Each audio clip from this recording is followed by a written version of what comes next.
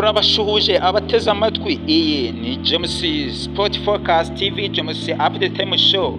Uyu munsi turi tariki 12 z'ukwezi kwa gatandatu 2026, twaje kubagezaho ibiri kuvugwa cyane mu isi ya siporo. Nta bindi rero, ni igikombe cy'isi kiri kuvugwa cyane, cyaje kuba gitangira cyane, aho umuhango wo kugitangiza wabereye muri New Mexico City, aho ikipe ya Mexique yazaga kuba ikina na Afurika y'Epfo.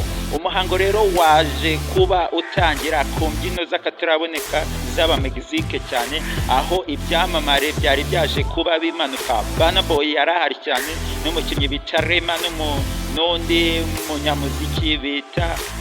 munyamuziki bita Shakira cyane, muramuzi mu gikombe cy'isi, aho bagiye bataramira abari bitabiriye igikombe cy'isi mu muhango wafunguwe cyane muri Mexico City, aho match ibanza cyane rwose byari bishyushye mu mbyino z'akataraboneka zo muri Amerika y'Epfo, aho muri Mexique byaje kuba birangira ikipe ya Mexique ifungura ikina n'ikipe ya Afurika y'Epfo. Bibutse Afurika y'Epfo yaje kuba iba mu itsinda rimwe n'u Rwanda. Igihugu cy'u Rwanda iryo tsinda cyaje kuba kinayiyobora, biza kurangira ku munota wa nyuma byanze.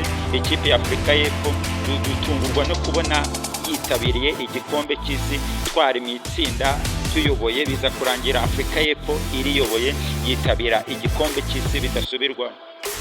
Ubwo rero byarakataraboneka cyane, aho Gianni Infantino yazanaga igikombe cy'isi muri Black Box, aza kuba akimurikira abari bari kuri New Mexico City Stadium Community, aza kuba akibamurikira kabisa. Umuhango wari ukomeye cyane, aho harimo ibyamamare bikomeye byagiye bigacishaho. Harimo Ronaldo Fenomeno, nawe yaje kuba aba hari cyane. Ibyamamare byari byinshi no mu muziki bari bahari, Shakira, Burna Boy n'abandi bahanzi batandukanye cyane, aho umuhango waje kuba ufungurwa n'abanyamuziki, maze igikombe kiza gutangira. Mexique byaje kurangira itsinze ikipe ya Afurika y'Epfo ibitego 2-0. Match yari ikomeye cyane, match yagaragayemo pressing na attacking ikomeye cyane y'ikipe ya Mexique. Biza kurangira rero itsinze ikipe y'igihugu ya Afurika y'Epfo ibitego 2-0. Bibutse rero, ntago igikombe cy'isi kizajya gihagarara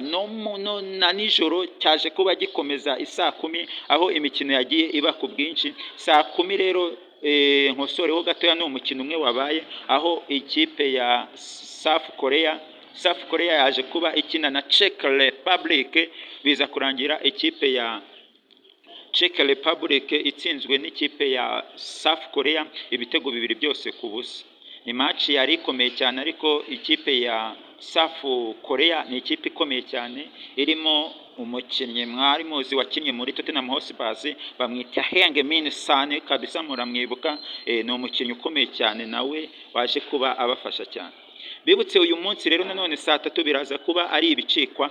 USA kabisa, New York City muri Amerika biraza kuba ari ibirori cyane. Ikipe ya Amerika, Leta Zunze Ubumwe za Amerika ziraza gukina n'igihugu cya Paraguay. Match iraza kuba itoroshye cyane. Mu rukerera haze gukina ikipe ya Qatar n'ikipe y'Ubusuwisi. No match tuzagenda tugarukaho by'umwihariko nka channel James Sport Update Time Show. Yose rero nayo irasabwa gutsinda nk'ikipe y'igihugu yakiriye irushanwa, kugira ngo dukomeze kubona uburyo. Bantu banjye rero, nimba mwakunze ibiganiro byacu, no kubisharinga mukabiha abandi bagakora follow, bagakora na subscribe, kugira ngo muzajye mubona ibyiza byinshi James Sport Update Time Show iba yakugeneye. Ciao.